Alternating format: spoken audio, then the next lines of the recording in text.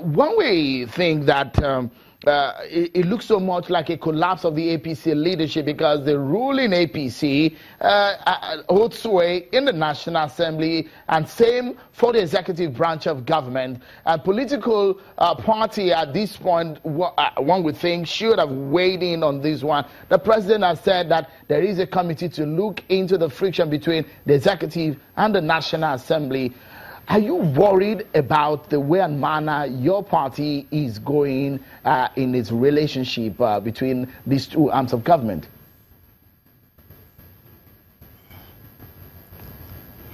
Thank you, Sheung.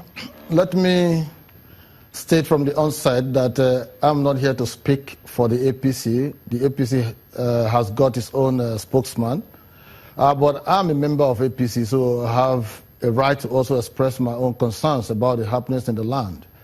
I'm worried, particularly for the fact that members of the Senate, majority members of the Senate, belong to the APC. And so the expectation should be that there will be some kind of synergy, some kind of robust relationship that will provoke wonderful lawmaking process for the good of the entire country.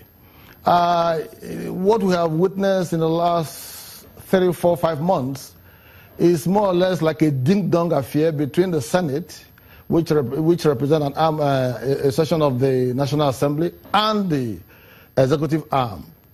And if you have a majority in the Senate from the APC, the expectation will be that there will be some kind of collaboration, some kind of robust symbiotic relationship that will provoke very healthy and robust debates, But what we are witnessing is a direct opposite, and I have my worry.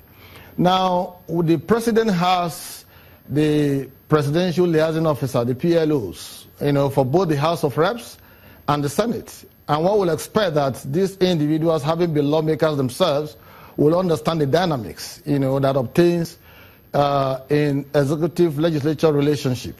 And I expect that they are the ones to be doing much of the footwork before when bills are to be presented, when issues are to be discussed, so that some of these altercations we see on a regular basis will be put to the barest minimum, and we'll have ample time to look at the real issues of governance, lawmaking process that will, make good governance, bring it to the doorsteps of Nigerians.